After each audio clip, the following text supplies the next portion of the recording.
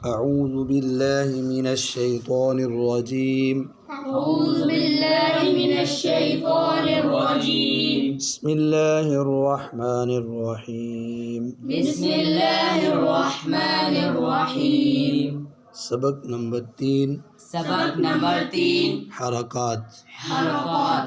بچوں حرکت عربی زبان کا لفظ ہے، اس کی اردو آتی ہے آپ کو؟ کیا معنی ہے اس کا؟ ہلنا۔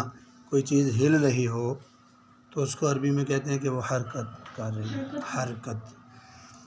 تو حرکت واحد ہے تو جمع اس کی کیا ہے؟ حرکات۔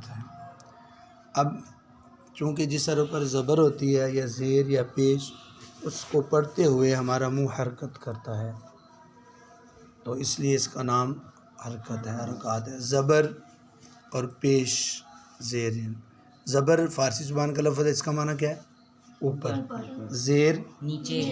اور پیش کا ویسے معنی آگے اور سامنے پہلے، لیکن ادھر اس معنی کا اعتبار نہیں ہے پیش کے، دوسروں کا اعتبار ہے، تو ادھر پیش جو گول حرکت ہوتی ہے اس کو پیش کہتے ہیں۔ اچھا جی، جس حرف پر کوئی حرکت ہوتی ہے اب اس کا نام متحرک۔ اس کا نام کیا ہے؟ متحرک۔ اب کہتے ہیں کہ زبر کو پڑھتے ہوئے منہ ایسے کھلتا ہے تو آواز سیدھی نکلتی ہے۔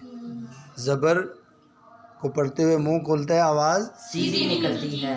زیر کو پڑھتے ہوئے منہ کھلتا ہے تو آواز جھک کر نکلتی ہے، اور پیش کو پڑھتے ہوئے ہونٹ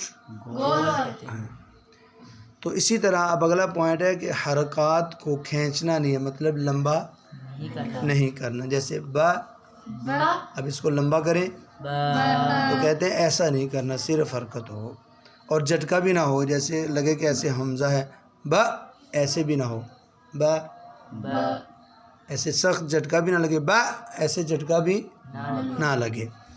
اب اگلی بات ہے کہ ان کو معروف پڑھیں۔ معروف کا مطلب کیا ہے کہ آواز سیدھی نکلتی ہے با، نیچے جھک کر نکلتی ہے بی۔ اب اوپر سیدھی بھی نہ ہو اور نیچے جھکی بھی نہ ہو، درمیانی آواز نکالو بے، اس کو مجہول کہتے ہیں۔ تو کہتے ہیں عربی حرکات جو ہیں یہ لہجے میں معروف ہوتی ہیں، مجہول نہیں ہوتی۔